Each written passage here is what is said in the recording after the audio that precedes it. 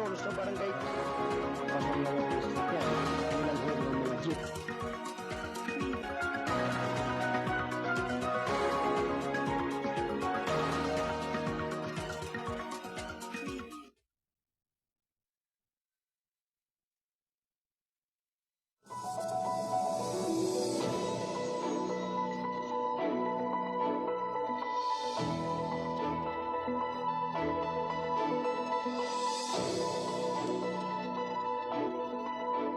Gabay at patnubay.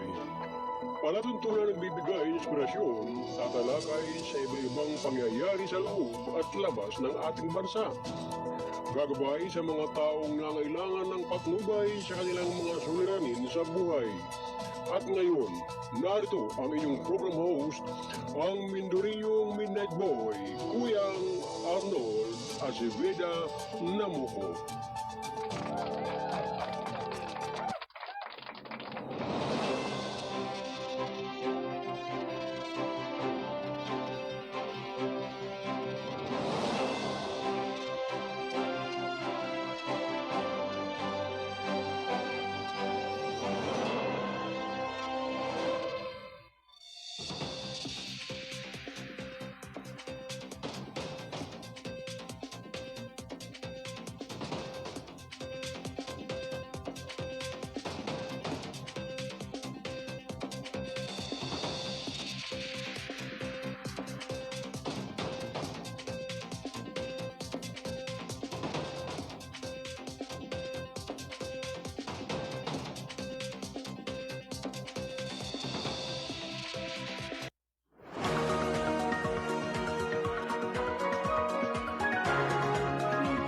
Habang mabigyan naman ang may 110 mga trabahador sa barangay.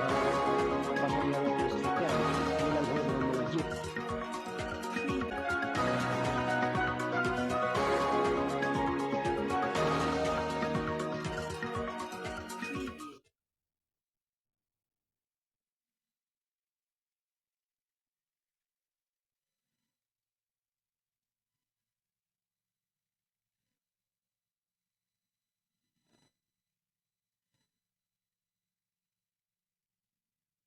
Ang oras ganap na alas 7:43 ng umaga.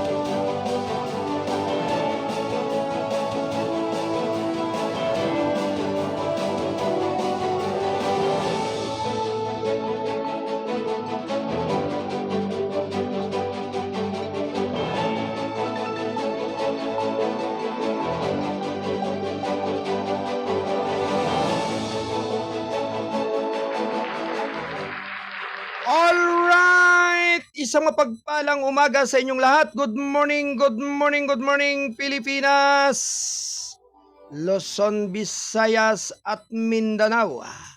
Kayo po ay nakikinig at nanonood dito sa KBS RMM News TV. Radyo na, dyaryo pa. Dito sa ating palatuntunang gabay at patnubay dito sa Kasado Broadcasting Service, RMM News TV, ang himpilan ng responsabling mga mamamahayag. Ano man ang lahi at lingwahe mo, basta't kayo ay Pilipino. Ito ang boses mo. Sa pangalan po ng ating station manager, Kuyang Alan Valenzuela Bordeos. At siyempre naman, ito po ang inyong abang lingkod, ang kuya ng lahat. Ang mindorinyong midnight boy, bagamat hindi naman gaanong kagwapuan, sigurado namang ito'y inyong maasahan. Ang inyong Kuyang Arnold Acebeda Namuko. Dito sa ating palatuntunang gabay at patnubay.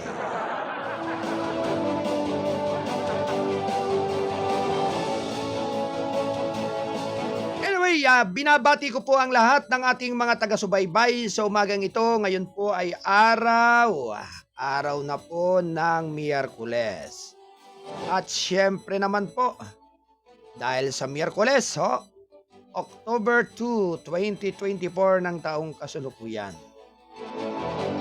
Bagamat sa parte nga po ng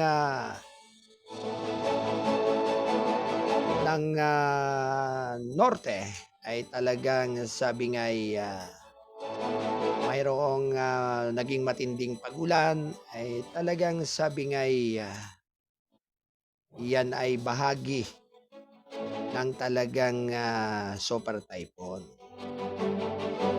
Siyang naging matinding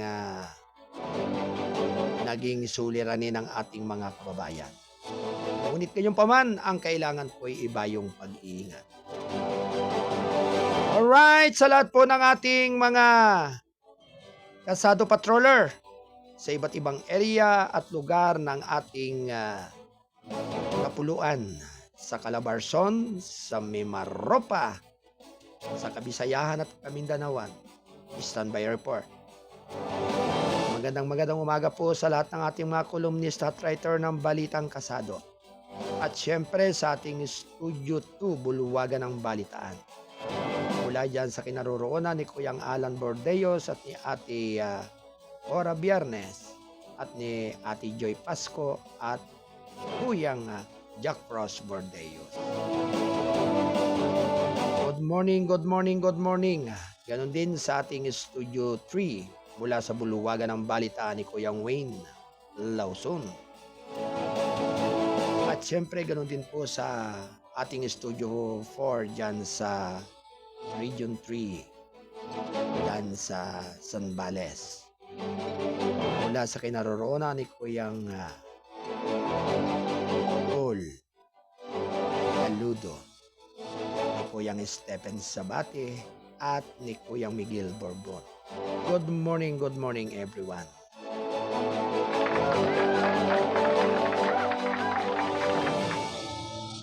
At syempre, binabati po muna natin ang mga taga KPP, Divine Healing Power, sa mga brother at sister na nandyan sa lugar po ng Oriental Mindoro.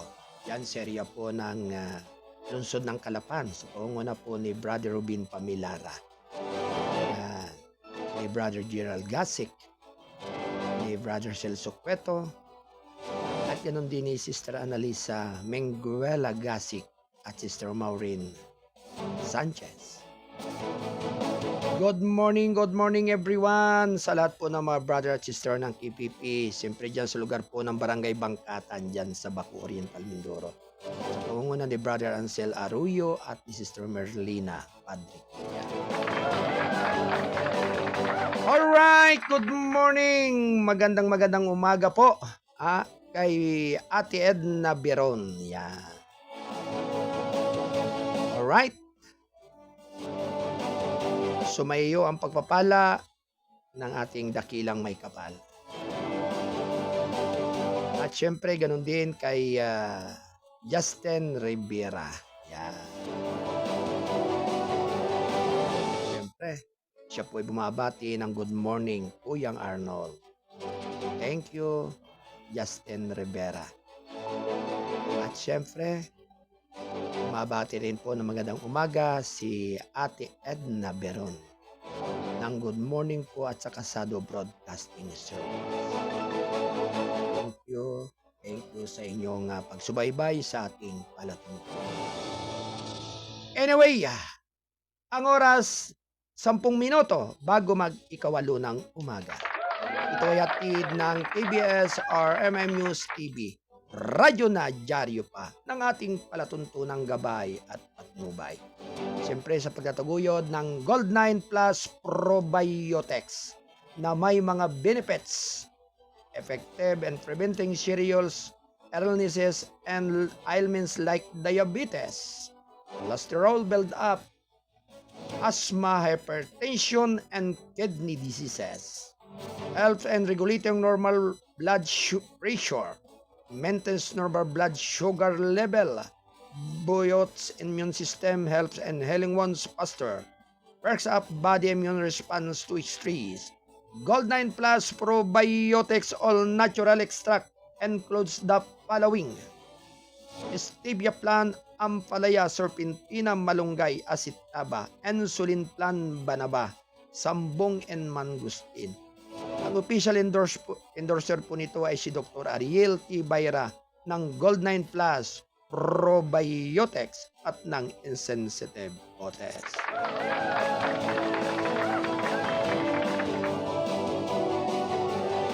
Anyway, tuloy-tuloy na po ang ating palutuntunan. Siyempre, mga kababayan, wala tigit sa lahat.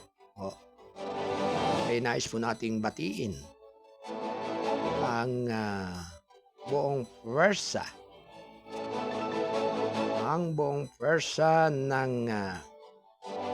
Rizal Provincial Police Press Corps. Yan. Siyempre sa pangunguna po ng butihing Pangulo ng samahang ito na si Kuyang Donato Billones. Good morning everyone sa lahat po ng mga incorporator at mga BUDs. Mapagpalang umaga po sa inyong lahat. At siyempre, ang lahat po ng ating mga kasamahan sa Rizal Provincial Police Press Corps ay talagang mga matitikas at masisipag. Siyempre talagang higit na talagang nagbibigay halaga sa mga paglilingkod sa ating mga kababayan, lalo na po sa mga Rizalinyo. At nakikisa sa lahat ng mga responsabling mga mamamahayag sa iba't ibang dako ng ating bansa. Partikular na po sa buong samahan ng UID First Corps. Siyempre, ang Pangulo po dyan ay si Ate Pau de la Cruz Mumuhar.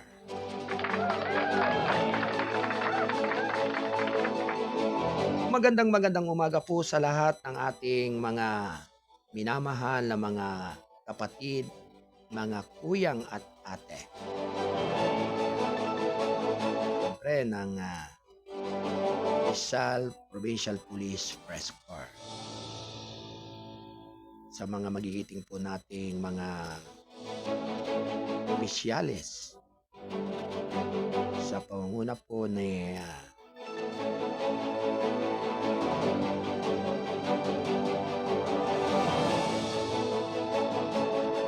Board of Directors na si Kuyang Bernie Gamba, Ate Pau de la Cruz, Aida Ticana, Kuyang Jerry Acuno, Ate Becky Custodio, Kuyang Arman Patulot, Ate Cora Biernes, at Ate Jeneca Cruz, Kuyang Dan Torbeles, at Ate Ann Pedracio.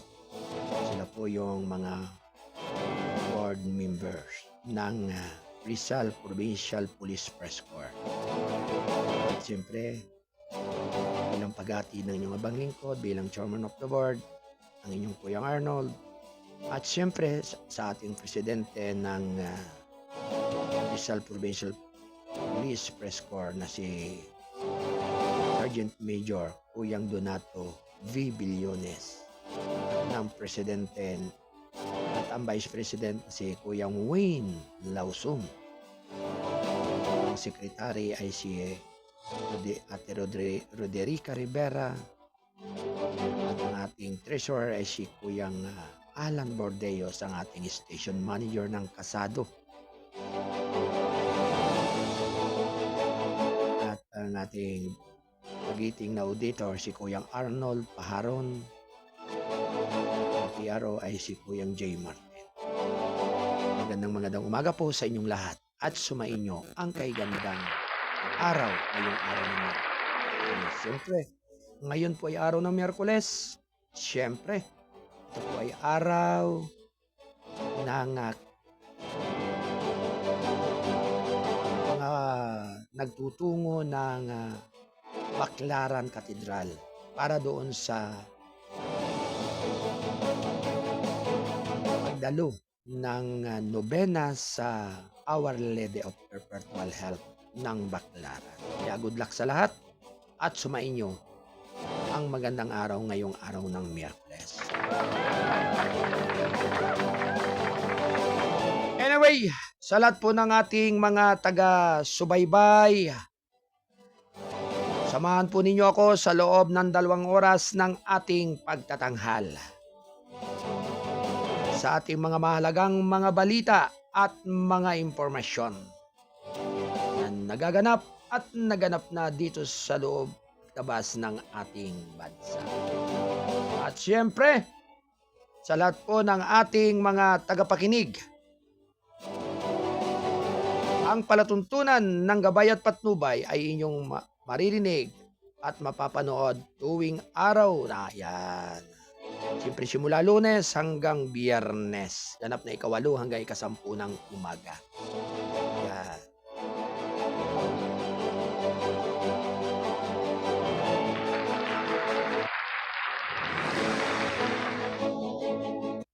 Alright mga kababayan, narito ang pangunahin nating mga balita.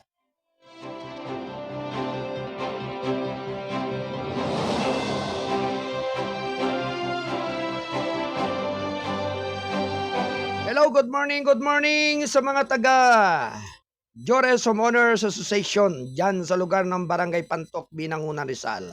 At syempre sa lahat po ng mga magigiting natin masisipag na mga opisyalis dyan na patuloy na nagsasagawa ng pag-aayos ng kanilang komunidad, sa pag-aayos ng kanilang mga daan. Kaya congratulations po sa inyong patuloy na pagtutulong-tulong. At syempre, sa inyo pong lahat, good luck po. Today is Wednesday, October 2, 2024 ng taong kasalukuyan. Narito ang pangunahin nating mga balita pagkamatay ng grade 11 students sa Hising sa Nueva Ecija, kunindina ng senador. Round 1. Ready, go! Kinundina ni Senador Juan Miguel Zubiri nitong Martes ang pagkamatay sa Hising ng isang 18 anyos na estudyante sa Nueva Ecija na tinawag itong isang nakakasakit na trahedya at palala ng kagyat ng pangailangang wakasan ang Hising. Sa isang pahayag, sinabi ni Zubiri na krimen ang Hising at kailangang harapin ang mga nakikibahagi o nagpapagana nito ng buong pwersa ng batas. Kailangan nating wakasan ang walang kabuluhang karahasang ito. Kailangang managot ang mga fraternity at organisasyon na nagpapahintulot o nagtataguyod ng Hising, sabi niya. Ayon pa rin sa mga otoridad at pulisya, namatay ang biktima na si Ren Joseph Bayan linggo nang sa kanyang huling initiation rates ng mga miyembro ng Tau Gamma PHI Fraternity. Ayon kay Zubiri na nag-akda at nag-sponsor ng Republic Act No. 11053 o ang Anti-Hising Act of 2018, dapat managot ang mga fraternity sa nagsusulong ng hising at idinagdag na hindi maaaring pahintulutan ang karahasan at pang-aabuso ng mga organisasyong ito. Nananawagan siya sa mga otoridad na mabilis na aristuhin at usigin ang mga responsable sa pagkamatay ng bayan. Hindi na natin kayang tiisin at protektahan ang mga fraternity na ito na coach and kanilang karahasan at pang-aabuso sa pagkukunwari ng kapatiran. Kailangan nating ilagay ang mga suspek na ito sa likod ng mga rehas at ipakita sa mga fraternity na ito na tapos na ang kanilang mga araw ng karahasan sa ADNIA sa public hearing sa Hising noong nakaraang taon. Iminungkay ni Zubiri na dapat isiwalat ng mga estudyante ang kanilang fraternity affiliations upang maparusahan sila ng mga paaralan sa mga labag sa batas na gawain tulad ng Hising. Nakakatulong aniya ito sa mga paaralan ng mga monitor ng mga estudyante kapag kinakailangan at maiwasan o matugunan ang mga labag sa batas na gawain sa loob ng mga institusyong pang-edukasyon. Inimok din ng ibang senador ang mga paaralan na bumuo ng mga inisyatibo na makapanghina ng loob sa mga estudyante lalo na sa mga miyembro ng fraternity at sororities na magsagawa ng Hising. Alas 8:00 ng umaga, ito yatid ng Balitang Kasado, ang payagang balansi at totoo, National Newspaper.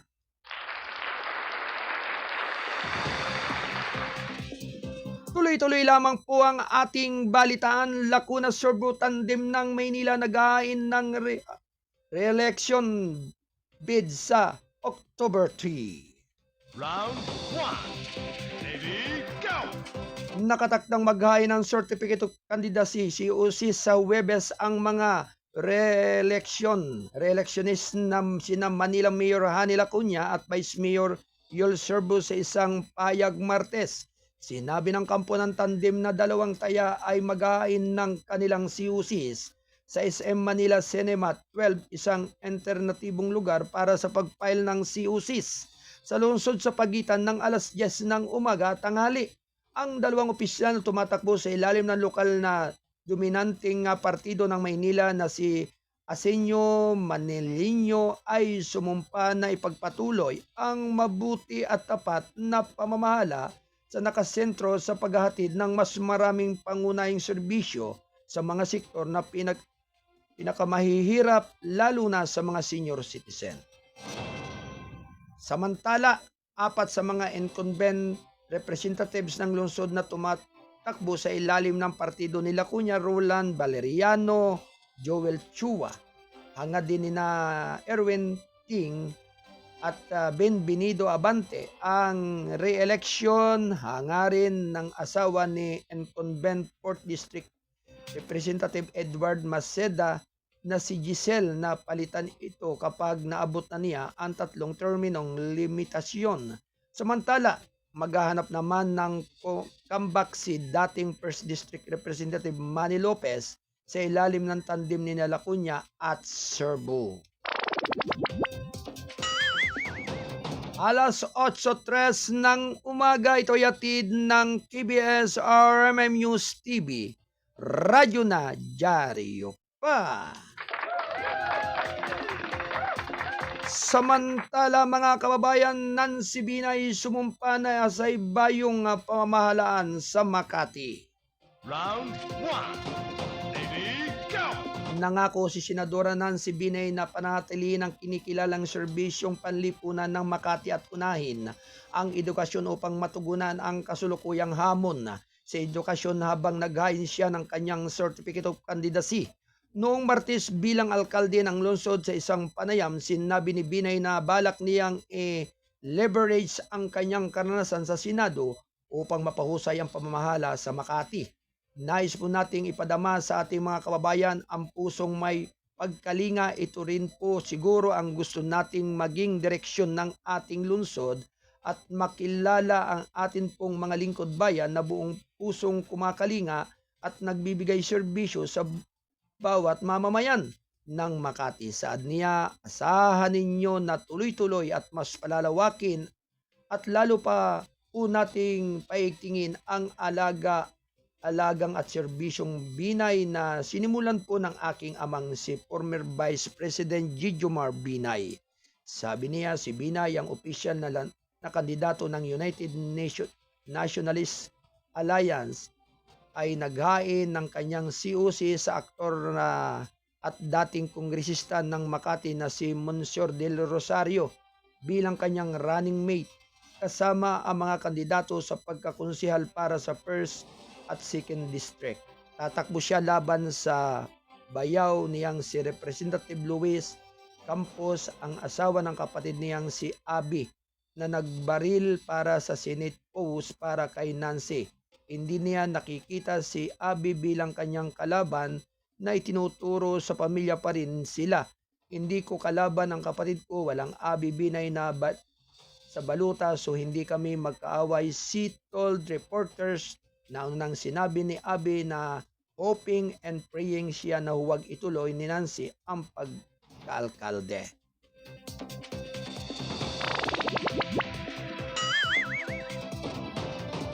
Alas 8:06 ng umaga, ito ay atid ng Balitang Kasado, ang pahayagang balansi at totoo, National Newspaper. Ito ay sa pagtataguyod ng Gold9 Plus Probiotics, at syempre, ang official endorser po nito ay si Dr. Ariel T. Bayra ng Gold9 Plus Probiotics. Tuloy-tuloy lamang po ang ating balitaan na halos 8,000 milyong pisong narcotics ang nakumpiska ng PNP sa drug unit noong September. Round 1. Ready, go! Nakumpiska ng mga operatiba ng Philippine National Police Drug Enforcement Group ang halos 800 milyong pisong halaga ng illegal na droga noong September. Sa isang pahayag Martes, sinabi ni PDEG Chief Brigadier General Eliazar Mata na ang mga narcotics na ito ay nakumpiska sa 55 anti-drug operation na binubuo ng 38 bypass, 4 na search warrant operations, isang marijuana eradication operation at 13 service warrant of arrest.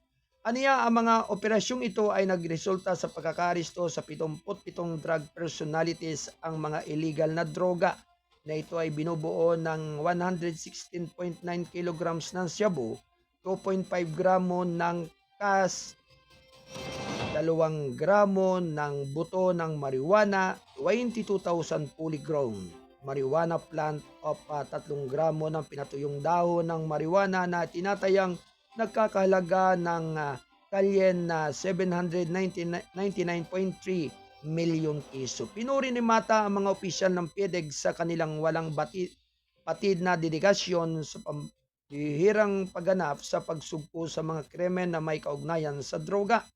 Sa buong bansa na natili rin aniya ang determinasyon ng PDEG sa misyon nitong buwagin ang mga sindikato ng droga at mapahusay ang kaligtasan ng publiko. Sa patuloy na suporta ng komunidad at pagkikipagtulungan ng mga ahensya ng pagpapatupad ng batas, determinado ang grupo na pagdalisayin ang mga estratehiya nito at patuloy na gumawa ng malaking progreso sa paglaban sa illegal na droga, sabi ni Mata.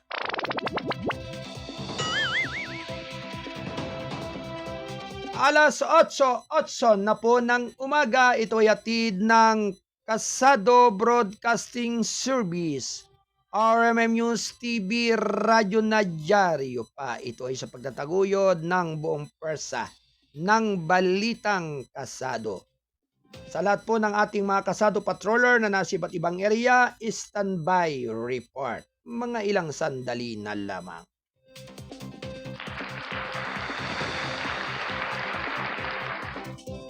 Samantala, 17 Chinese naval ships na ispatan sa 10 sa West Philippine Series ayon sa PHNNAVY. Round 1. Ready, go! Hindi bababa sa 17 Chinese People's Liberation Army Navy vessels ang naispat sa 10 sa 13 tampok na hawak ng Pilipinas sa West Philippine Sea. Sa pinakahuling monitoring report ng Philippine Navy nitong Martes, kabilang ito sa 178 Chinese ships na may spotted sa West Philippines simula September 24 hanggang 30. 5 barko ng plan ang nakita sa Escoda Sol, 2 ang bawat isa sa Ayungin Sol, Pag-asa Island at Iroquois Ri, at bawat isa sa Baho de Masinloc, Parola Island, Likas Island, Lawak Island, Panata Island at Rizal Reef.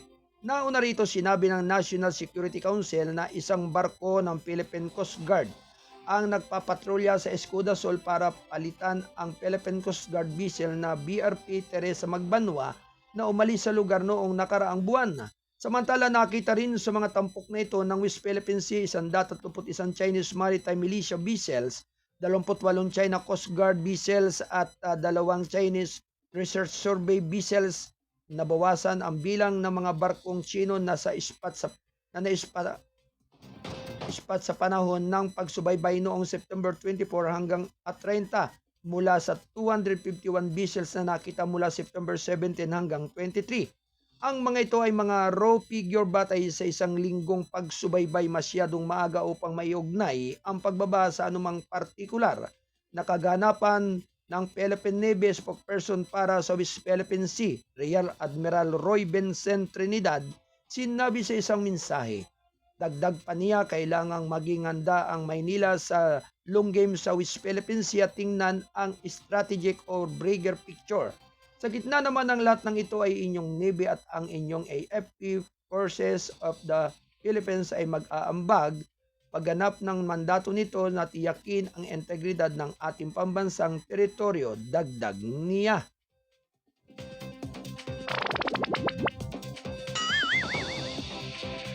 Ang oras ganap na alas 11:11 ng umaga. Ito'y hatid ng PBS RMM News TV, Radyo na Dyaryo Pa. At siyempre, good morning po Kasado News Team ng Balitang Kasado, host, commentator, gabay at patnubay, Kuyang Arnold Namupo.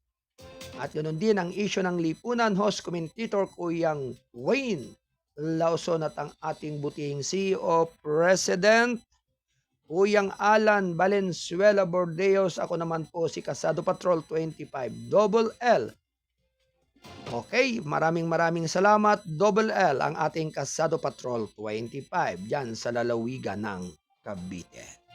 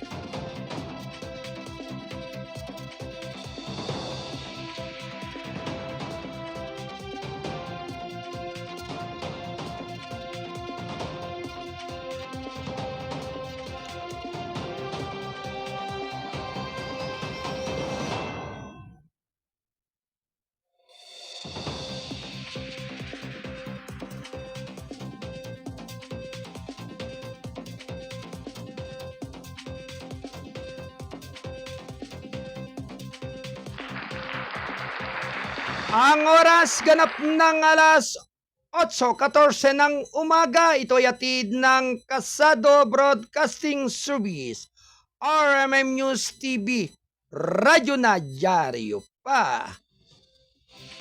Ito ay sa paghatid ng Gold9 Plus Probiotics. At ito ay sa pag-endorso ni Dr. Ariel T. Bayran ng Gold9 Plus Probiotics. Alright, Kasado Patrol 25. Standby report, si Double L. Kasado Patrol report. Alright mga kababayan, may pag-uulat ang ating Kasado Patrol 25. Comelec ipinag-utos ang kanselasyon ng registration at pagtanggal sa listahan bilang party list at koalisyon ng 42 na grupo sa buong detalye. Siyempre ay magmumula po sa ating Kasado Patroller sa Kasado Patrol 25 mula kay Kuyang Lando Luto. Alright, Kuya Lando, good morning! Yes, good morning. Maraming salamat sa iyo, Kuya Arnold. Tama ka dyan. Dahil nga ito nga ay nagpalabas nga ng isang kautusan ang Commission on Election kay Chairman Erwin Garcia. Ito nga ay ang kanselasyon ng Comelec Inbang na tanggalin sa listahan ng party list group o koalisyon at kanselasyon ang registration ng 42 na mga organisasyon, Kuya Arnold.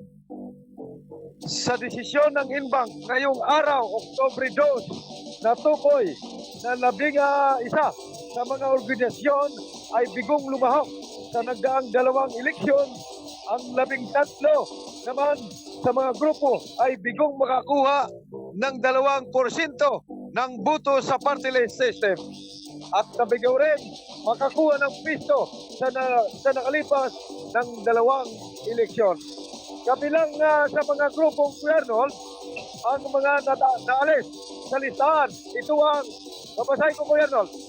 Okay, go.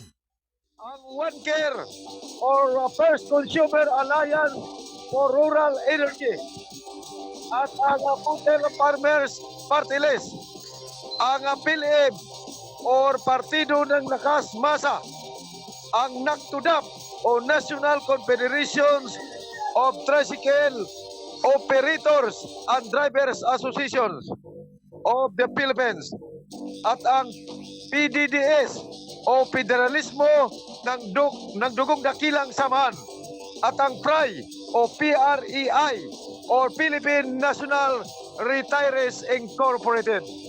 Yan na, Kuya Arnold, ang hawak natin na listahan na pansamantala o kabilang sa 40 na mga party list ang maaaring matanggal sa ngayon election 2025. Hiniling naman ng Office of the Secretary to the Commissions sa pamunuan ng COMELEC na may lathala ang resolusyong ito sa mga payagan or dito maaari natin na maisulat sa ating payagang Balitang Kasado, ang National Newspaper, Kuya Arnold. Pwede natin ito maisulat mula sa ating makukuhang impormasyon sa COMELEC website, Kuya Arnold. Alam, Kuya Arnold? Go, go. Pwede natin ito maisulat. Itong mga resolusyon na pwede natin maisulat sa ating pahayagan ng Balitang Kasado. Ito yung makukuha natin ng mga impormasyon dyan sa COMELEC website. So, Oo. ang aking balita mula pa rin dito sa Calabarzon, Pure, Caviteria, Kasado Patrol 25. Ako si Dubolel. Nag-uulat para sa Gabay Patubay ng KBS RMM News, Radyo na TV pa. Balik muna sa iyo, Kuya Arnold, at meron pa akong kabalita maya lamang. Alright, maraming salamat sa pag-uulat ng ating Kasado Patrol 25, Kuya Lando Luto. Alright, Kuya Lando, babalikan kita maya-maya. Alright, puntahan po naman natin ang pag-uulat ng ating Kasado Patrol 49 mula pa rin dyan sa National Capital Region. Si Kuyang Joseph Elias Buntogon. Alright, Kuyang Joseph, standby report. Kasado Patrol report.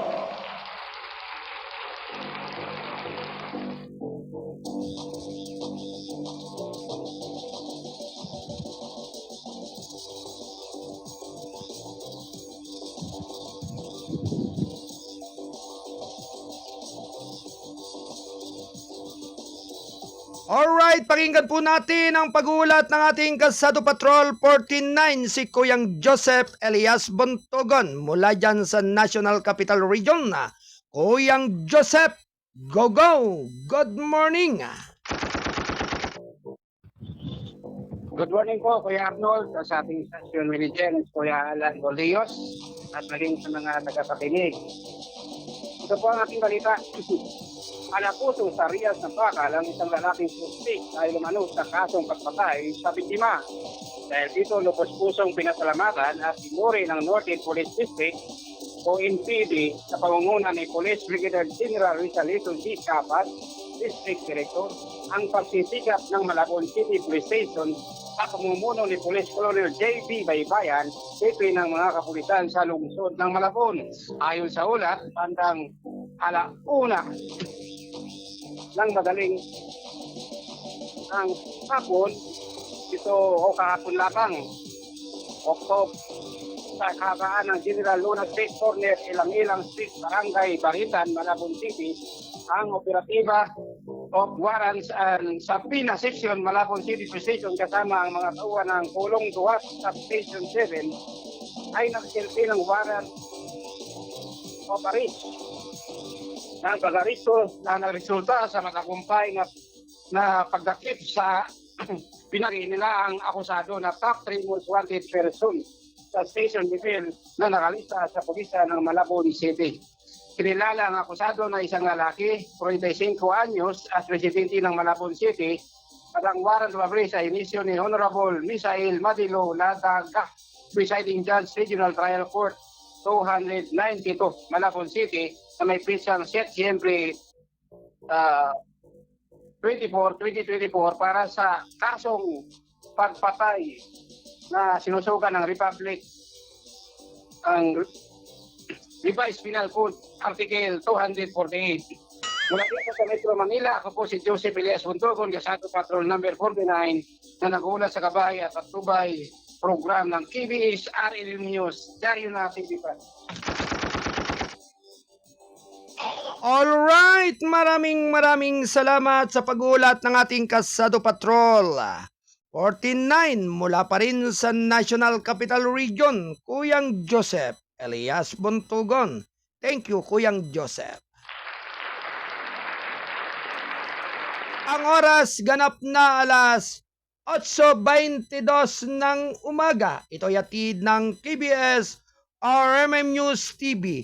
Radyo na Diaryo pa. Ito ay kasapi ng The United Multimedia International Press Corps at syempre naman po sa pagtataguyod ng Gold9 Plus Probiotics at syempre ng buong pwersa ng Balitang Kasado. Alright, isunod po agad natin ang pag-uulat ng ating Kasado Patrol 22 mula pa rin sa lungsod ng Pasig. Si Kuyang Erman Patulot. Kuyang Erman, standby report. Kasado Patrol report.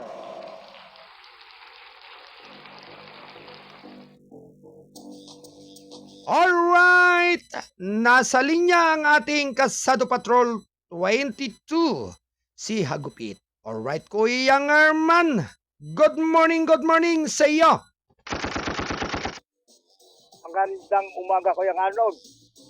Nang makapanayam ko si Barangay Captain ng Olambo, Pasig City, si Barangay Captain na Pua, regarding sa kanyang accomplishment. Pagbabago sa kanyang barangay ang pinaglilingkuran. Alam naman natin, mahigpit na ang ating pamahalaan, lalo na sa talaga ng kanilang pagsiservisyo na walang ang graft and corruption.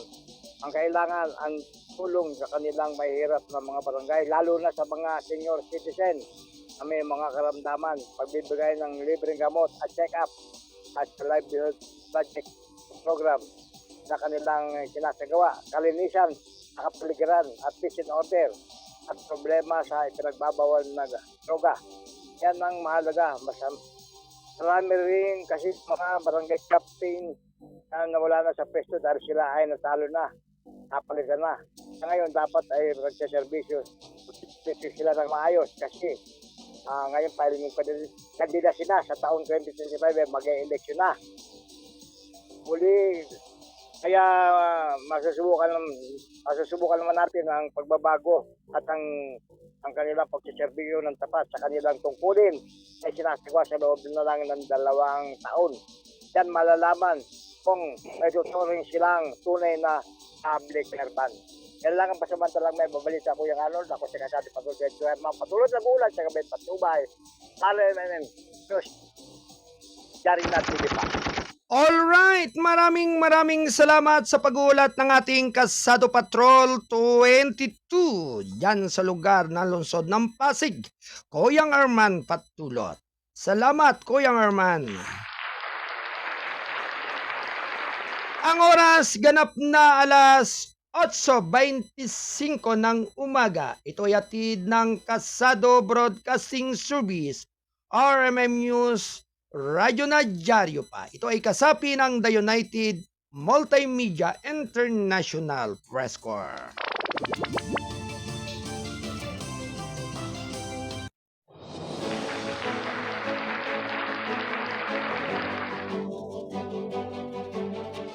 Alright mga kababayan, tuloy-tuloy lamang po ang ating balitaan.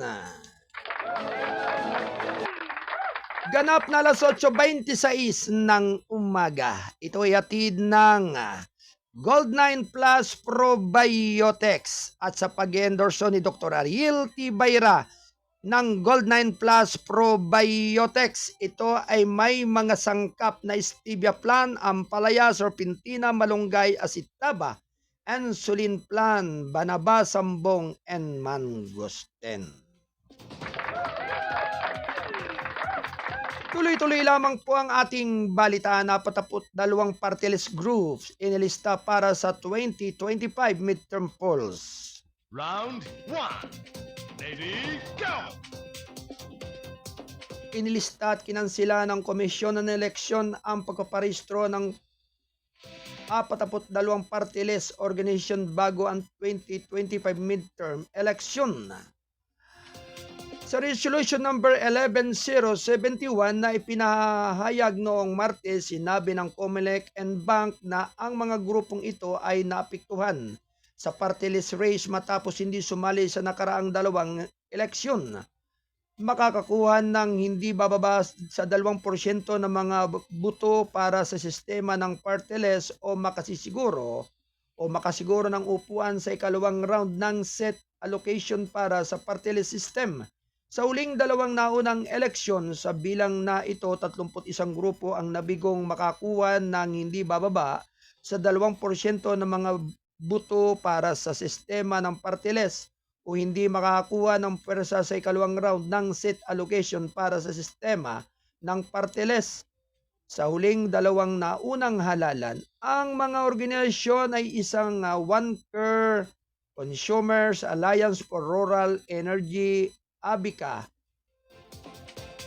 OFWs, Overseas Filipino Workers Coalition of Ako, BISTAC, BISDAC, Bisayang Dako, AKMA, PTM, Magsasaka, Partido Tinig ng Masa, Partiless, Public Transport Organization, Transportation of Organization, Inc., Anak Pawis, Mga Kabuhayan, ALEP, Laban ng Indigent Pilipino, Anak IP, Coalition of Indigenous Peoples Action na Angkla, Partido ng mga Pilipinong Marino, ABS, Business and Science Professionals, Agapi, Sentrong Samahan ng mga Obrero, Abanti Pilipinas,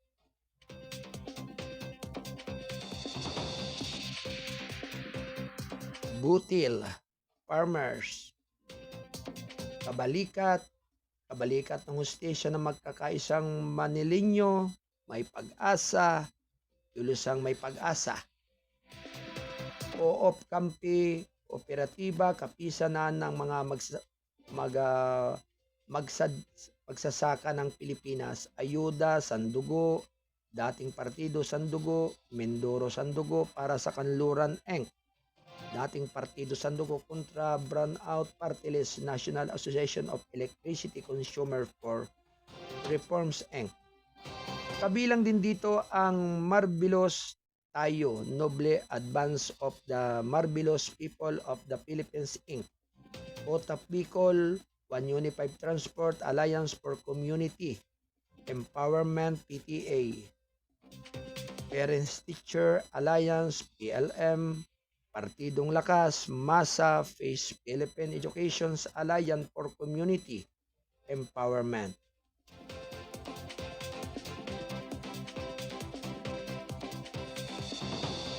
Pinagbuklod na Pilipino para sa bayan, isa ang edukasyon, una ang edukasyon. Wow Pilipinas, movement at yakap, laban sa kooperasyon at kahirapan. Sa kabilang banda, 11 grupo rin ang nabura dahil sa kabiguan sa nalumahok sa huling 2 naunang butuhan. Ito ay ang Abaa,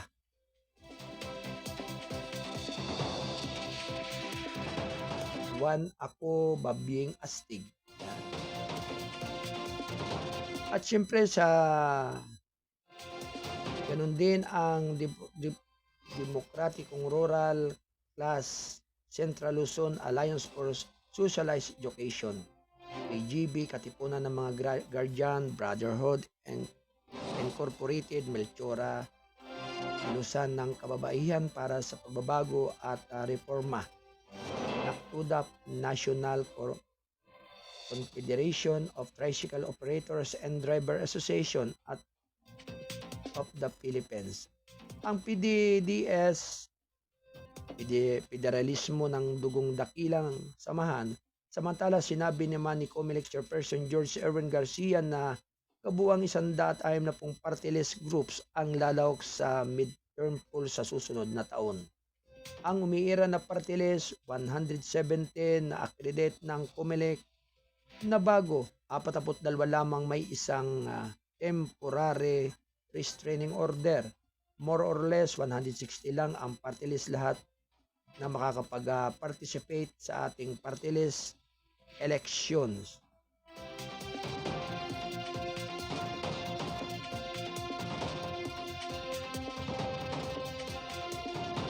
We have 117 existing party list. 42 bagong party list lang ang accredited ng COMELEC. May TRO ang isang grupo, more or less 160 lang ang party list natin. Nasasali sa eleksyon, sabi niya sa isang interview. Hanggang Martes ng tanghali, 9 na organisasyon ang nag-ae ng kanilang Certificate of Nomination, Certificate of Acceptance of Nomination. Sa Tent City, Manila Hotel sila ay ang Kabayan, PL ang Bomber ng Pilipinas. Ako OFW Manila Teachers, PL Lingap Agap, PL Akay ni Sol Buhay, PL at Bayan muna.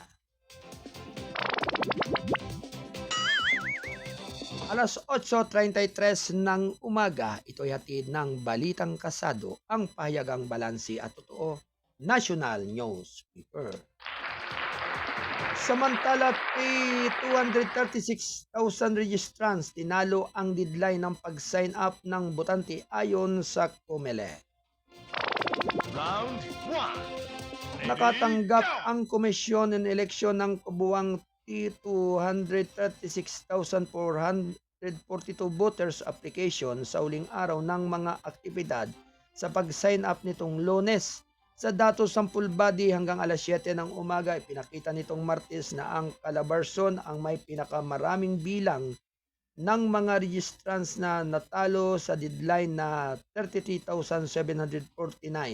Kasunod ang National Capital Region na may 30,686, sa Central Luzon na may 27,196. Nakapagpadala ang Bicol ng 15,287 registrants, Center Visayas 14,172, Bangsamoro Autonomous Region and Muslim Mindanao 12,800, Ilocos Region 12,730, Western Visaya 12,115, Davao 11,671, Sacsargent 11,115. Samantala ang Northern Mindanao ay nagtala naman ng 10,687 registrants. Mimaropa 9,939, Negros Island Region 8,998, Caraga 8,146, Zamboanga Peninsula 7,200, Cagayan Valley 5,968. Ang rehiyon na may pinakamababang bilang ng mga registrants ang Cordillera Administrative Region na may 3,983 lamang. Ang full body ay nakapagproseso ng mahigit 6.9 milyong aplikasyon mula nang magsimula ang voters registration noong February 12. Bukod sa pagpaparehistro para sa mga bagong botante, ang mga aktibidad sa pagpaparehistro ng botante ay tumanggap din ng mga aplikasyon para sa paglipat, pagbabago, pagbabasto ng mga entries sa mga talaan ng pagpaparehistro, muling pag-activate ng mga talaan ng pagpaparehistro, pagsasama ng mga talaan ng pagpaparehistro at pagbabalik ng pangalan sa listahan ng mga botante at paglipat ng mga talaan ng pagpaparehistro mula sa post ng serbisyo sa dayuhang patungo sa lokal.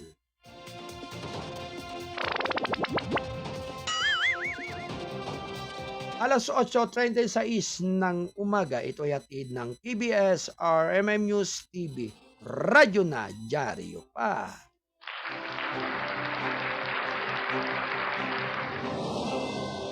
Tuloy-tuloy lamang po ang ating balitaan. Dalawang babaeng high value target na sakuti sa 1.5 milyong pisong sabu sa Taguig. Round 1. Ready, go! Nakumpiska ng mga operatiba ng National Capital Region Police Office ang nasa 1.5 milyong pisong halaga ng shabu mula sa dalawang babaeng high value individuals sa isang bypass sa Taguig City Lunes ng gabi. Sa ulat Martes, sinabi ni NCRPO Chief Major General Jose Melencio Nartatis Jr. na dakong alas 11:45 ng gabi nang aristuhin ang mga suspek na sina Sandra Manibpal 35 at Miriam Butukan 30 na sa kabaan ng Pulo Street sa Barangay Maharlika.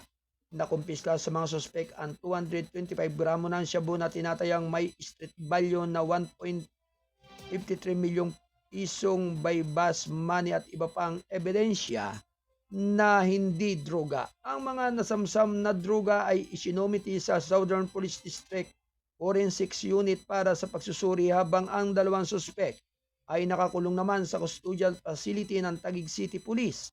Ang mga suspek ay naharap sa kasong paglabag sa Republic Act 9165 o ang Comprehensive Dangerous Drug Act of 2002. Alas 8:38 ng umaga. Ito ay hatid ng KBS RMM News TV. Radyo na, dyaryo pa. Samantala, Julian, lumabas ng par posibleng pumasok muli sa ngayong araw ng Miyerkules. Round 1. Ready, go! Lumabas na ang Super Typhoon Julian sa Philippine Area at Responsibility nitong Martes, ngunit posibleng pumasok muli ngayong araw ng Miyerkules ng umaga ayon sa Weather Bureau. Bagyang tumindi si Julian. Nagsagawa ng maximum sustained winds na 135 km per hour malapit sa gitna at gustines na aabot sa 240 km per hour ayon sa 11 a.m. bulletin ng Philippine Atmospheric Geophysical and Astronomical Service Administration or PAGASA. Nakataas pa rin ang tropical cyclone wind signal number 2 sa ibabaw ng Batanes, Babuyan Island, ilagang bahagi ng Ilocos Norte, Bacara, Pasugin, Bangi, Bentar, Burgos, Pagudpud, Dumalnig, Adams at hilagang kalurang bahagi ng mainland Cagayan, Santa Pracedes, Claveria, Sanchez Mera. Ang naging mas malakas ay iiral sa mga lugar na ito ang signal number 1 ay itataas sa natitirang bahagi ng Ilocos Norte, Ilocos Sur, La Union, Pangasinan, Apayao, Kalinga, Abra Mountain Province, Ifugao, Benguet ang natitirang bahagi ng mainland Cagayan, Isabela, Quirino, Nueva Vizcaya, ang hilagang bahagi naman ng Aurora, Kasiguran, Pinalungan at ang hilagang bahagi ng Nueva Ecija. Karanglan, Lupaw, Pantabangan. Malakas na hangin ang nararanasan ng mga lugar na ito. Huling natagpuan ang hulyan sa layong 235 km kanluran ng Itbayat, Batanes na dahan-dahang kumikilos pakanluran.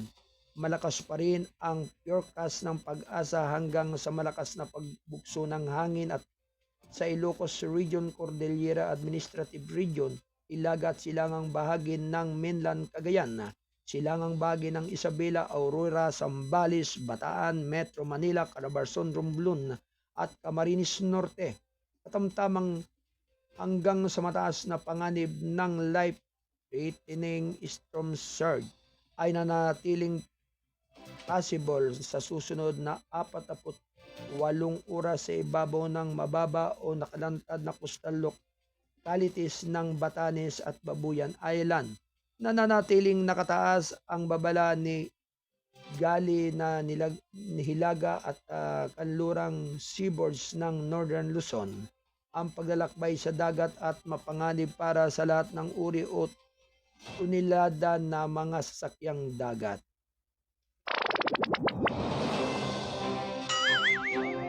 Alas 8:41 ng umaga. Ito ay hatid ng Kasado Broadcasting Service, RMM News TV, Radyo na Diaryo Pa. Ito ay kasapi ng The United Multimedia International Press Corps.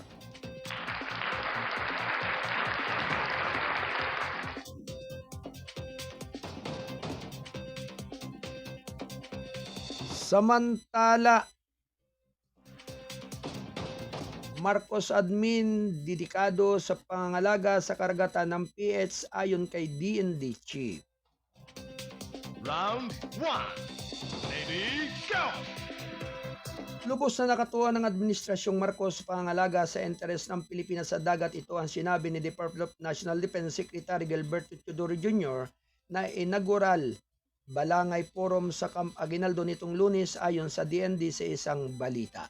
Ang dapat nating gawin dahil ang pamumuno sa politika ay naroon sa hindi kukulangin sa ulit-ulit na sinabi ng Pangulo na hindi tayo mag-aalinlangan, pangalagaan natin ang ating interes sa dagat alinsunod sa international law, kaya naman sa ating departamento at ang Forces of the Philippines nakaisip kami ng CADSI o ang Comprehensive Archipelagic Defense Concept.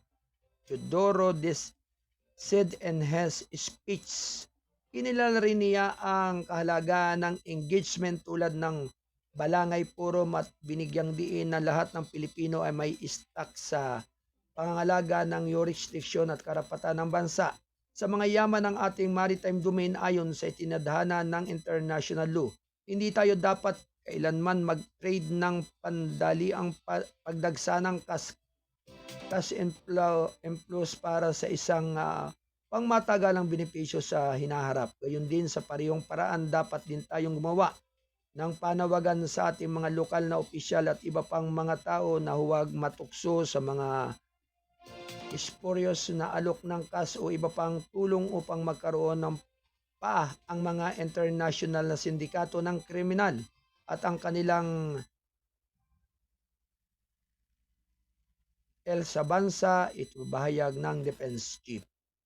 Ayon pa rin kay Teodoro, ang naturang illegal na aksyon ang ipinakamadaling paraan upang sirain ang moral na tilat ng ekonomiya at panlipunang tela ng bansa. Ito habang umuunlad ito, sinabi ni AFP Chief General Romeo Browner Jr. na ang militar ay nakatuon sa pangalaga sa soberanya ng Pilipinas at pagtataguyod sa rule of law sa territorial waters nito. Sinimula ng AFP ang malawakang information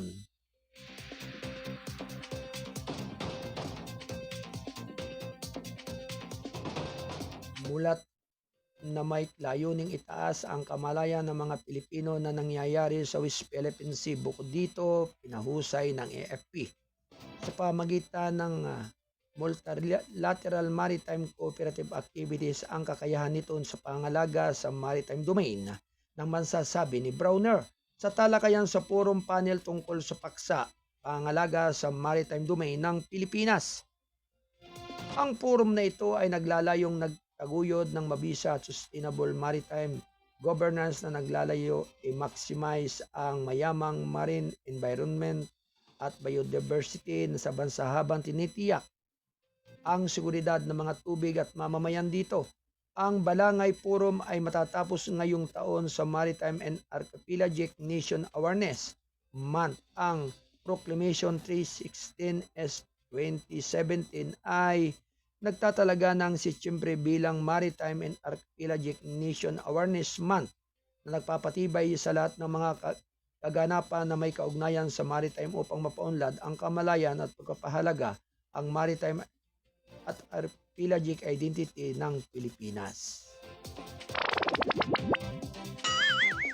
Alas 8:46 ng umaga, ito'y hatid ng Balitang Kasado, ang payagang balansi at totoo national newspaper. Samantala, tuloy-tuloy lamang po ang ating balitaan. CIDG agent na dakip ang 2 MILF commanders dahil sa gun running. Round 1. Ready, go! Arestado ang 2 individual na nagsabing field commander ng Moro Islamic Liberation Front sa magkaiwalay na entrapment operation ng Criminal Investigation and Detention Group sa Bangsamoro Autonomous Region and Muslim Mindanao. Dahil sa pagbebenta ng baril sa Marawi City Lunes ng hapon, nahuli ang mga suspek na kinilalang sina Shawi Ibrahim, 49 na taon, at Kuba Hohayber Banto Ariyong, 32 na gun bypass operation na itinakda ng mga operatiba ng CIDG. Malapit sa isang ospital at sa loob ng isang compound ng Universidad, pinumpirma ni Lieutenant Colonel Ariel Huesca, epe ng CIDG BARM sa isang pahayag. Martes na naganap ang mga pag-aristo alas 3 ng hapon at alas 4 ng hapon. Ayon sa pagkakabanggit, una nang nahuli si Ibrahim na nagsabing Deputy Commander ng MILF 102nd Base Command sa Marawi City matapos magbenta ng rifle at pistol sa isang undercover agent sa parking lot ng isang pribadong ospital sa Barangay Poblasyon. Hindi lumaban si Ibrahim ngunit lumitaw sa nabigla sa pagliko ng mga pangyayari, sabi ni Huesca. Makalipas ang isang oras, naaristo si Ariyong na umano'y batalyon commander ng MILF 125th Base Command matapos magbenta ng M16 rifle at kalibre 45 pistol sa isang disguised police officer sa loob ng Mindanao State University, Marawi Compound. Ang 2 suspek ay nakasalukuyan nakakulong sa pasilidad ng CIDG sa Marawi City at haharap sa kasong paglabag sa Republic Act 10591, ang Comprehensive Firearms and Ammunition Regulation Act.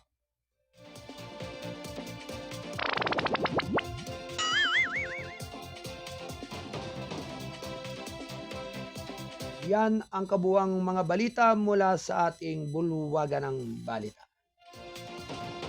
Alright, magandang umaga kay Sister Maria Teresa Roca Palomar ng Sico, Batangas City. Magandang umaga sa inyong lahat dyan, sa inyong pakikinig sa ating palatuntunang gabay at patnubay.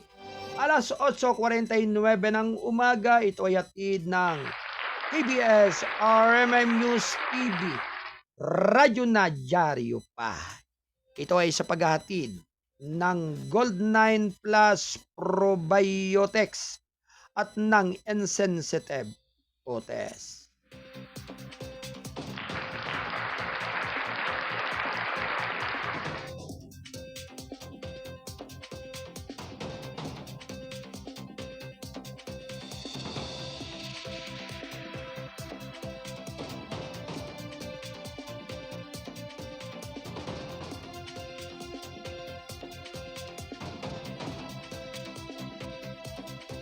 Alright, sa lahat po ng ating mga minamahal na mga kababayan po dyan sa lalawigan po ng Rizal, ho. Siyempre, binabati po natin ng magandang morning ang ating magiting na Provincial Director ng lalawigan ng Rizal, si Police Colonel Felipe V. Maragon. Yan. Good morning, sir, at sumaiyo ang kay gandang umaga ngayong araw ng Miyerkules. At syempre, ganoon din po sa buong person ng ating mga kusundaluhan dito sa ating bansa sa pangunguna po ni General Romeo Browner Jr., ang Chief of Staff ng Armed Forces of the Philippines. Good morning sa inyong lahat at sumainyo ang kay gandang umaga ngayong araw ng Miyerkules. At siyempre, pinabati rin po natin ng magandang morning ang ating Regional Director ng Region 4A Calabarzon, si Police Brigadier General Paul Kenneth Tuhay Lucas. Magandang umaga, sir, at sa lahat po ng ating mga kapulisan sa buong Calabarzon area. Likewise, ganun din po sa buong area ng Mimaropa. Magandang umaga rin kay Police Lieutenant Colonel Chita del Gawiran, ang PIO Chief ng Region 4A Calabarzon. Magandang umaga po sa inyong lahat. At siyempre sa lahat po ng ating mga autoridad. Maraming salamat po sa inyong patuloy na pagpapatupad ng peace and order sa iba't ibang dako ng ating bansa.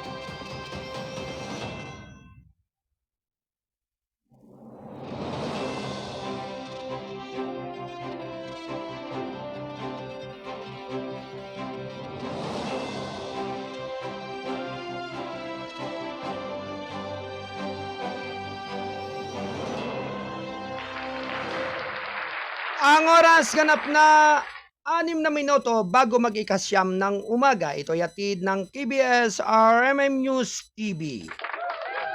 Alright, may pagbabalita ang ating Kasado Patrol 25. Siyempre, mula pa rin po dyan sa area at lugar ng Calabarzon. Alright, Kasado Patrol 25, Kuya Lando Luto, standby report. Kasado Patrol Report. Nagbabalik ang ating Kasado Patrol 25 si Kuya Lando Luto. Alright, Kuya Lando. Good morning muli. Yes, good morning at maraming salamat sa iyo, Kuya Arnold. At sa aking pagbabalik, ulat, ito yung mga Kuya Arnold, mga individual na naghain ng kanilang mga kandidatura kahapon, unang araw ng filing ng Certificate of Candidacy dito sa Cavite area, Kuya Arnold. Mhm. Oo. Bagamat hindi pa ganun kabuos ang mga individual na naghain ng Certificate of Candidacy or COC kahapon unang araw ng filing ng mga kakandidato. At ngayong araw na ito, Kuya Arnold, ay mula pa kahapon ay mabot pa lang ito sa 13 or 13 ang mga personalidad na nanaghain ng kanilang COC para sa pagkakongresista dito yan sa area ng Calabarzon or Cavite, Kuya Arnold. Siyempre, padalawang araw lang tayo ngayon na mula nang maghain sila ng COC. Oh, Kaya talagang babantayan natin at ating monitor yung hanggang 8 kung talagang sabi nga kung siksikan ba o maluwag yung mga lugar na kung saan sila nagpapail ng kanilang COC. at Kuya Arnold, dito medyo peaceful naman ang unang araw ng filing ng candidacy. Dahil nga yung kanilang mga kanya-kanyang grupo ay hindi naman pinapahintulutan pumasok sa binyo ng naturang filing. Hindi pwede sila pumasok bagamat yung mga papailang, yung magpapailang ng kanilang COC ay yung papasok doon mismo sa binyo, Kuya Arnold. Hindi pinipayagan ang mga iba't ibang grupo na pumasok doon mismo sa binyo ng filing. At ito, Kuya Arnold, ngayong araw ito ay inaasahan ito na madadagdagan pa ito ang mga magpa-file ng kanilang mga COC. At Kuya Arnold, dito nga sa Cavite, nakapaghain na rin si Governor John B. Cremulya at ang kanyang vice-gobernador na si Atina Tolentino ay nakapaghain na ang kanyang Certificate of Candidacy para yan sa 2025 election. Ito na ang ikatlo at huling termino ni Governor John B. Cremulya, Kuya Arnold. Last term niya na pala ngayon. Yes, tama ka. Ikatlo at huling termino na ito. Habang ang ikalawang termino naman, ang kanyang vice-gobernador na si Atina Tolentino. Oo. Pangalawa pa lang ito. Kasama nila sa naghain ng COC, sina Cavite 5th District, Congressman Roy Loyola, natatakbo naman bilang kongresista. Asa silang Cavite Councilor Ivy Reyes at Idel Bilamide bilang mga board member. At dito, Kuya, sa bayan ng Ternate ay nakapaghain na rin ng Certificate of Candidacy si Mayor Lamberto Bambao kasama ang kaniyang grupo. Kabilang dito si Town Councilor Lulit Nases. Ito ay kanyang katandim bilang Vice Mayor, Kuya Arnold, dito sa bayan ng Ternate. At 8 na mga kanyang mga konsyahal na sina Chimo Hica, Laurel Lindo, Jujib Bersamina at si Ayan Bambao. At tatlo pa ito na hindi pa natin nakikilala, Kuya Arnold.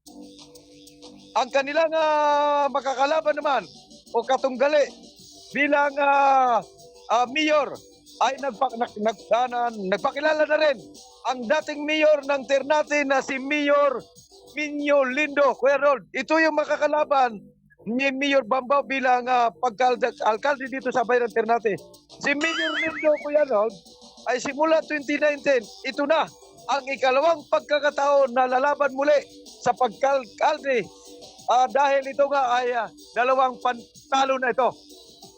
Malimot, baka swertehin na ngayon. Sa ikalawang pagkakataon ay lalaban uli. Sasabak ito at babanggain niyo uli ang huling termino ng nakaupo ngayon na mayor na si Lamberto Bambao, Kuya Arnold. Ito ay bakbakan na rin ito talaga. Maging dito sa bayan ng Maragondon, bayan ng Naik. Ito ay ating naglalagari tayo ngayon, Kuya Arnold, hanggang out ito ang ating paglalagari para masaksihan natin o mamonitor natin ang mga kandidato o magpapile ng kanilang mga COC.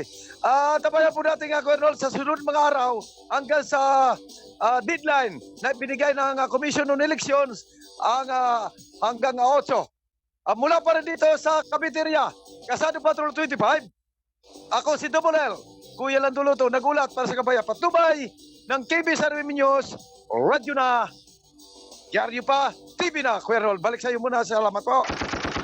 Alright, maraming salamat sa pag-uulat ng ating Kasado Patrol 25 mula pa rin sa area at lugar ng Cavite. Kuyang Lando Loto. Thank you, Kuya Lando. Ang oras ganap na alas 9:01 ng umaga.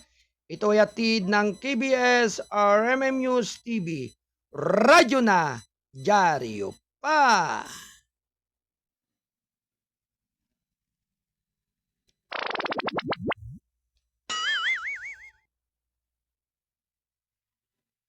Samantala, tuloy-tuloy lamang po ang ating pagbabalita.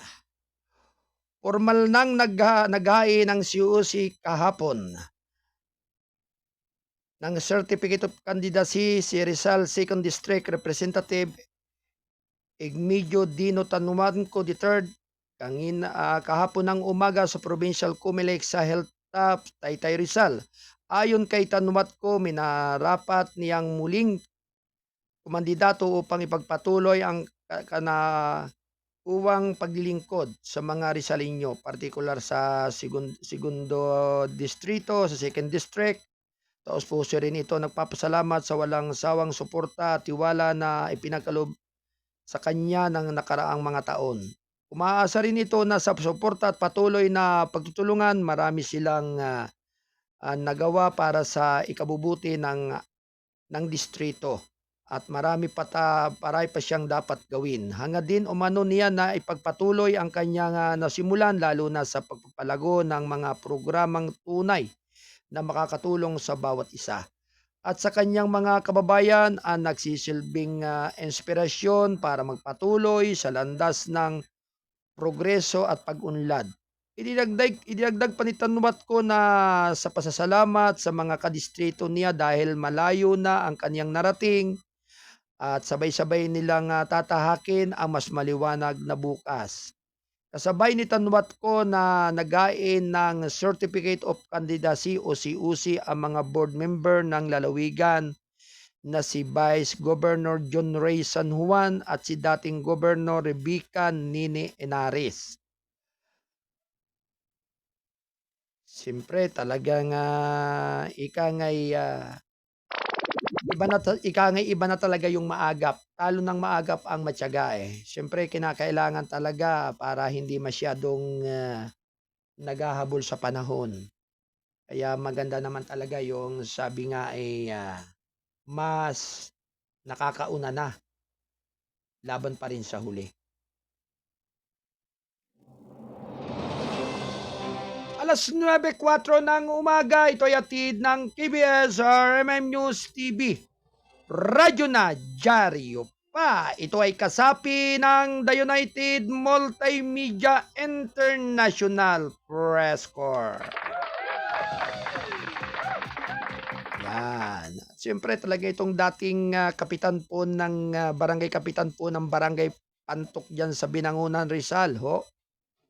Talagang napapahataw na rin po bilang pagkandidato para bukal ng First District ng Rizal.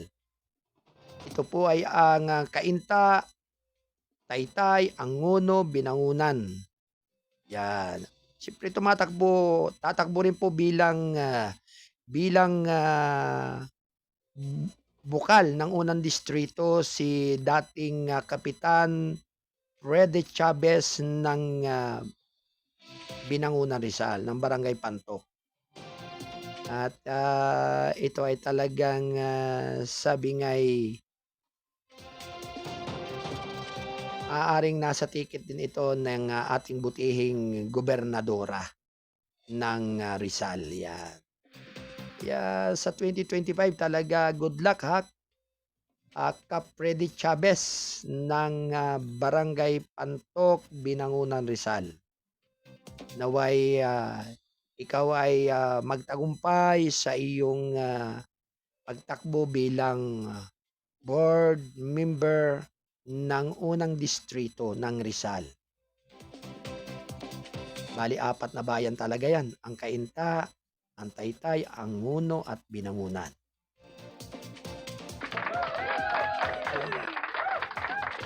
Talagang marami tayong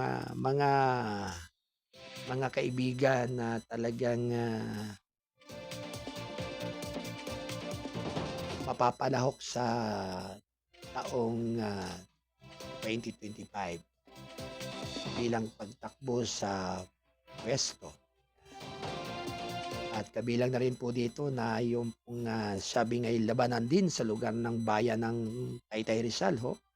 Dito sa ating mga komento dito sa ating comment box. At talagang sabi ngay medyo sa ating mga informante ay maaaring mga 3 rin ang maglalaban na mayor sa bayan ng Taytay ho. Kaya good luck sa inyo. Sana'y matira ang mananalo.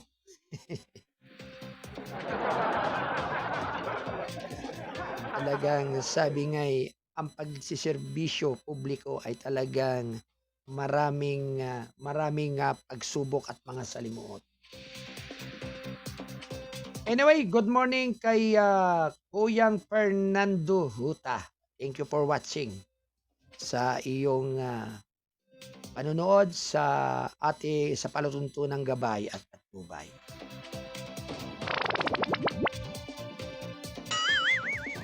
At patuloy na lagi nating binabanggit na ang pagtakbo bilang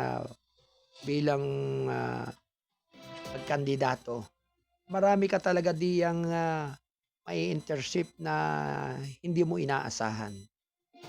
Kahit na hindi ka tawa-tawa, mapapangiti ka. Talagang bawal na nakasimangot. Kaya sa atin namang mga kababayan, kangay talagang pakaseryosohin nyo po ang inyong pagpresensya sa kanila at sabi ngayon tawag doon, pagsasaliksik. Kasi kinakailangan talaga na malaman po ninyo yung tao na karapat-dapat para sa inyong lugar. Siyempre, sabi nga, matamis manalita, maraming bulaklak ng dila. Kaya talagang kinakailangan po talaga mga kababayan, maging alerto lamang po kayo. Kung hindi po ninyo pagsisisihan pagdating ng panahon, yung inyong ibinoto ay hindi galing sa sapilitan, baka naman ito ay nabulungan lamang kayo na gusto nung bumulong sa inyo pero tutol naman yung kalooban nyo, ay wag po ninyong gawin yon. Kinakailangan po talaga gawin nyo po ang bagay na pagpili ng mamumuno sa inyong lugar. Ayun po talagang karapat-dapat na hindi kayo iinjanin pagdating ng panahon. Meron po tayong nakita dyan sa tabi-tabi lamang dyan. Noong panahon ng pangangampanya, maraming mga ipinangangako na puntahan mo lamang sa kanyang tanggapan. Pagkatapos siya'y umupo, agad gagampanan niya yung kanyang ipinangako at yung hiniling tao sa kanya, yung kanyang mga butante. Pero noong siya ay nanalo na at umabas na, talagang labas na walang kangay yung mga taong napangakuan ay hanggang sa kinakuan din lamang hanggang sa ang ending, wala rin nangyari. Mula noon hanggang ngayon. At ito nga, sa mga sinasabi ng ating mga netizen, lalo na po yung mga pinangako na hindi naman talaga kinakailangang mabaliwala.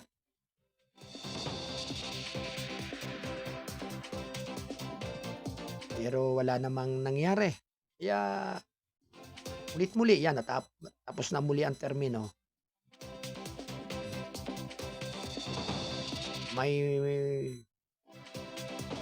Mayroong ikangay punong bayan, ha? Sinasabi nitong isa.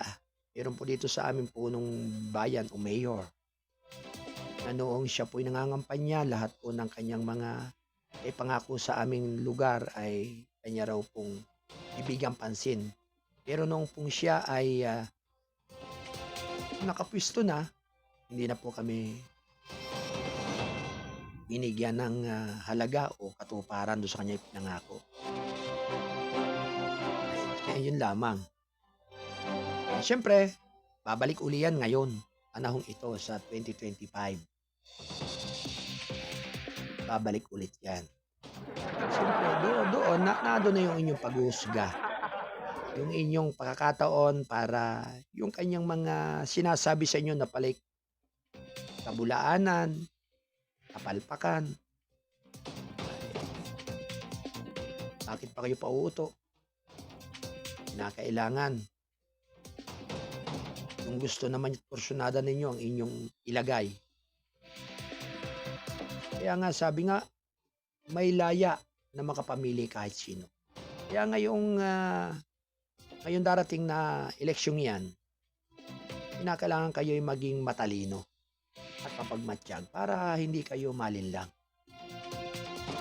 Pag kayo napamerienda medyo naabutan. Payag ba kayo na sa pamagitan lamang ng maliit na halaga? O sabihin man natin medyo malaki-laki ng halaga. Wala ibininta mo ang iyong buto pinabayaran mo Kaya wala nang utang na loob sa iyo yung ibubuto mo. Dahil nabayaran ka na Pero kinakailangan po natin pairalin ang ganyang klase na pagtanggap doon sa tao. Ang kinakailangan po talaga, ibigay ninyo ang inyong buto na walang kapalit na halaga. At siguradong hindi po nyo yung pagsisisihan. Anumang oras nyo siya puntahan o kausapin, naaayon sa ikabubuti ng inyong lipunan o ng inyong lugar, siguradong wala pong magiging sumbat. Ito po ay paalaala lamang ng inyong abang lingkod bilang ikangay pagbibigay halaga doon sa mga karaniwang nangyayari. Anyway, sa lahat po ng ating mga nakikinig sa araw na ito, lubos po ang ating pasasalamat sa lahat po ng ating mga nakatulong dito sa ating technical site sa pangunguna po ni Ate Del Aldea Santos at ni Ate Rose Marie Padiron Dauson bilang production assistant, at sa lahat po ng ating mga kasado patroller na nagatid ng mahalagang balita sa pangunguna ni Kuyang Joseph Elias Buntogon, ni Kuya Lando Luto at ni Kuyang Erman Patulot. Maraming salamat sa inyong patuloy na paglilingkod. At sa lahat po ng ating mga kasado patroller na nakaantabay sa iba't ibang area. Maraming salamat po sa inyo. Ganon din po sa ating mga kolumnista at writer ng Balitang Kasad. Mulit-muli, pansamantala na sa inyo'y nagbibigay hudyat ng pansamantalang pamamaalam ng inyong abang lingkod ng gabay at patnubay.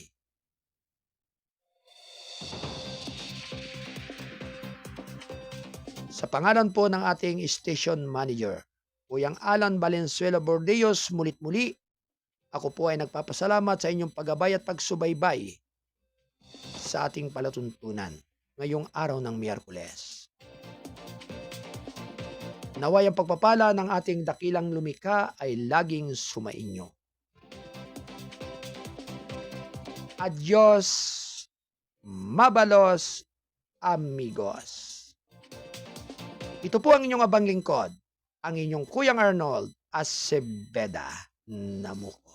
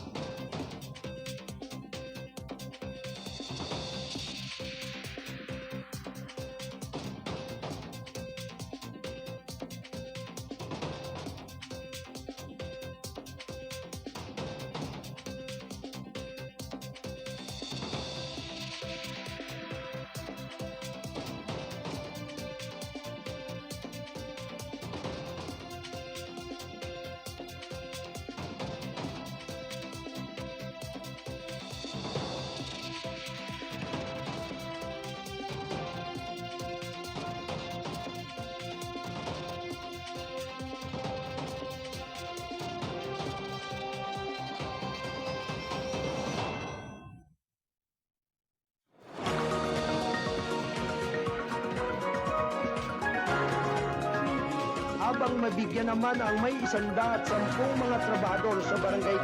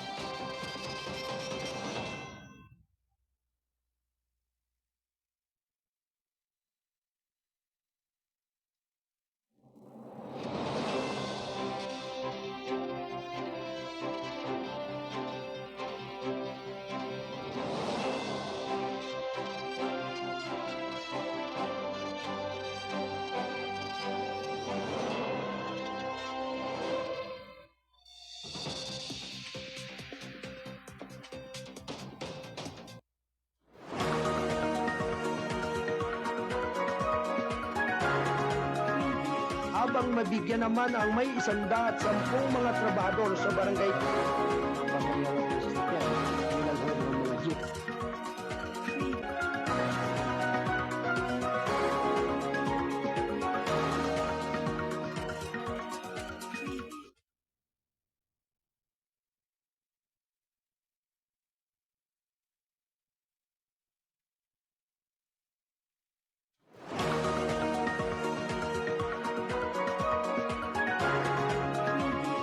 upang mabigyan naman ang may 110 mga trabahador sa barangay